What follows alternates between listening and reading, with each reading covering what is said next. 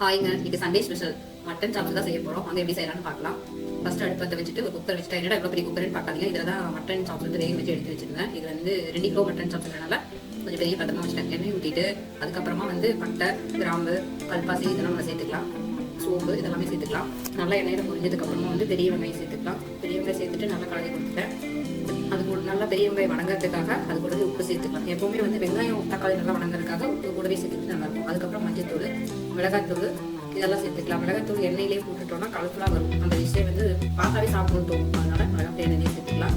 நல்லா கலந்து கொடுத்ததுக்கப்புறமா இஞ்சி பூண்டு பேஸ்ட்டு அதையும் சேர்த்துக்கலாம். இஞ்சி பூண்டு பேஸ்ட்டு சேர்த்துட்டு நல்லா கலக்கி விட்டுக்கலாம். எல்லாமே கையளவு தாங்க போட்டிருக்கேன். யாரும் திட்டிடாதீங்க, எனக்கு கையளவு தான் வரும். ஸ்பூனில் வந்து இது ஒரு சில பொருள் தான் எடுத்துருக்கேன். அதுக்கப்புறமா தக்காளி சேர்த்துட்டு அதையும் கலந்து கொடுத்துடலாம். நல்லா வதங்கி வரணும்.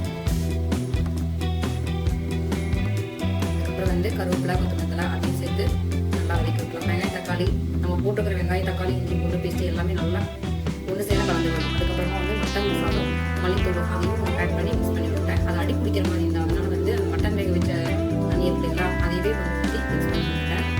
வேறு எந்த தண்ணி ஆட் பண்ண வேண்டாம், ஏன்னா அதுதான் டேஸ்ட் நல்லா இருக்கும். நல்லா சேர்ந்து வர அளவுக்கு மிக்ஸ் பண்ணிக்கலாம். அதுவே நல்லா கிரேவி பதத்துக்கு நல்லா வரும். வேறு எந்த தண்ணி தேங்காய் ஆட் பண்ண வேண்டாம். நல்லா மிக்ஸ் பண்ணி நல்லா கிரேவியாக இனிப்பு பிரிஞ்சு மேலே வரும். அது வரைக்கும் வதக்கணும். ஏன் எல்லா டிஷ்லையும் வந்து எண்ணெய் பிரிஞ்சு வரணும் அப்படின்னு சொல்கிறேன் அப்படின்னா, நம்ம எந்த ஒரு மசாலா போட்டாலும் எண்ணெய் பிரிஞ்சு வெளியே வந்தால் தான் அந்த மசாலா எல்லாம் நல்லா குக்காக இருக்குன்னு அர்த்தம். இப்போ வந்து நம்ம வேக வச்சுருக்கிற மட்டன் தண்ணியும் சேர்த்து உள்ள சேர்த்துக்கலாம். இப்போ எல்லாத்தையும் சேர்த்துட்டு மிக்ஸ் பண்ணி வச்சுக்கலாம். வச்சுட்டு எல்லாம் ஒன்று சேர கலக்கி விடணும். அடியில் எதுவுமே உட்கார அளவுக்கு கலக்கி விடணும். அப்போதான் நம்மளுடைய டேஸ்ட் வந்து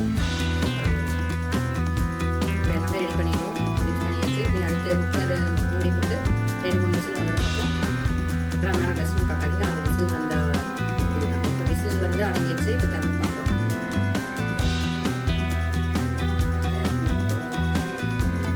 சூப்பராக இருக்குது. நம்ம வச்சிருக்கிற தண்ணிக்கும் அந்த மட்டன் கிரேவியோட இது கரெக்டாக வந்துருக்கு. இப்போ வந்து கருவேப்பிலை கொத்தமல்லி மேலே வந்து கிளி போட்டுக்கலாம்.